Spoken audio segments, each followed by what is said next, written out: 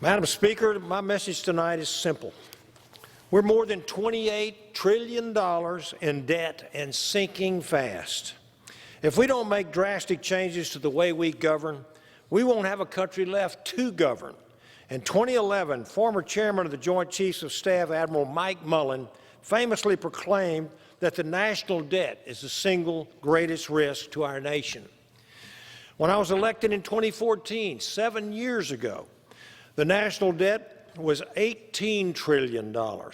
In just 7 years, Madam Speaker, we have increased the debt by more than $10 trillion. In fact, we've spent more in the last year than the annual economic production of every single country in the world, with the exception of our own China and India. Shockingly, President Biden's only idea of how to deal with our rapidly increasing debt is to spend $6 trillion more.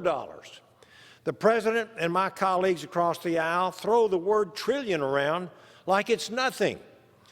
It's hard to contemplate the magnitude of a trillion, but think about this. 1 trillion seconds is around 32,000 years. Let that sink in. The left's out-of-control spending and blatant disregard for our future must absolutely be stopped.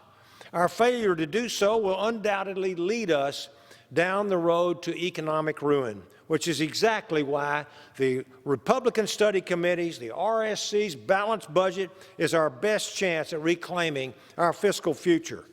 I'm incredibly proud that one of my bills, the State and Local Pensions Accountability and Security Act, which prohibits the unelected bureaucrats at the Treasury Department or the Federal Reserve from bailing out irresponsible state or local government pension systems, was included in the RSC's final budget proposal. So let's eliminate the deficit, and let's balance the budget in the next 5 years as this does. Let's cut spending by $14.4 trillion over the next decade, and reduce taxes by $1.9 trillion and get our country back on the right track, and that's exactly what this budget proposal does. To quote my colleague from Alabama, Congressman Mo Brooks, he says, "Great nations weaken from within before they fall from without."